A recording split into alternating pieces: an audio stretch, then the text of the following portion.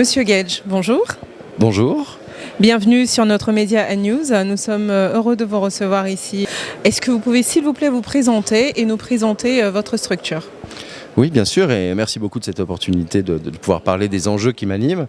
Je suis donc Pierre-Samuel Gage, je suis président directeur général et cofondateur d'Affectio Mutandi, qui est un cabinet conseil en RSE, hybridation de Publicis et de Greenpeace. Je préside par ailleurs la commission RSE et ODD du CIAN, le Conseil français des investisseurs en Afrique, et j'anime le média à impact Africa Mutandi, qui recense toutes les initiatives des acteurs publics, privés et sociétés civiles opérant sur le continent africain dans l'atteinte des objectifs de développement durable des ODD. Donc voilà, 3 casquettes. Très bien, très intéressant. Alors, à ce propos, nous savons qu'en Europe, les différents acteurs sont vraiment conscientisés au développement du RSE, du Green Management. Pensez-vous qu'il en soit de même en Afrique ?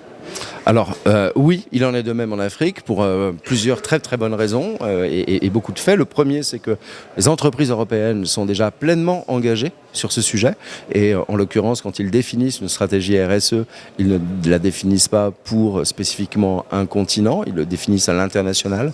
Quand ils se donnent une politique de droits de l'homme, eh bien, ils s'attachent à l'appliquer sur l'ensemble des territoires sur lesquels ils opèrent. Et ça, c'est le premier point. Les entreprises africaines également, et historiquement, sauf que par le passé, on parlait aussi beaucoup de solidarité et de collaboration avec les communautés.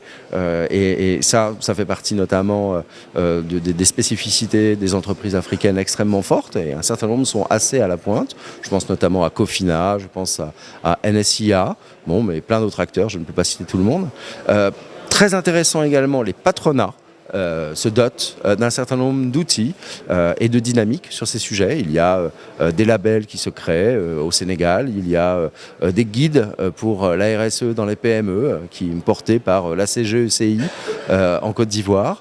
Et puis progressivement, vous avez par ailleurs des États qui s'attachent à déterminer des stratégies nationales de responsabilité sociétale des entreprises, se rendant compte de l'impact qu'elles pouvaient avoir en termes de développement économique, social et donc humain, en articulant notamment 2 choses, un volet contraignant, notamment sur les respects du droit du travail et des droits humains, qui sont vraiment des fondamentaux et qui permettent d'avoir un cadre, un socle et un premier impact très, très neutre. Et puis le deuxième volet, le revers de la médaille ou l'autre face de la pièce, c'est des dynamiques incitatives, d'incitation, de valorisation des initiatives et des actions, de manière à faire valoir ceux qui ont de bonnes pratiques et à faire connaître ces pratiques pour qu'elles soient toujours plus partagées et de manière à créer une dimension d'émulation et d'enchaînement, d'entraînement.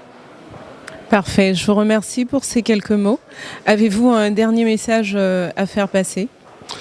Eh bien, écoutez, peut-être à l'attention des entreprises africaines, de les encourager à se rapprocher d'une manière générale des entreprises européennes, notamment parce que les entreprises européennes vont avoir de plus en plus de réglementations sur ces sujets qui les obligent à mieux maîtriser leurs risques ESG dans leur chaîne de valeur.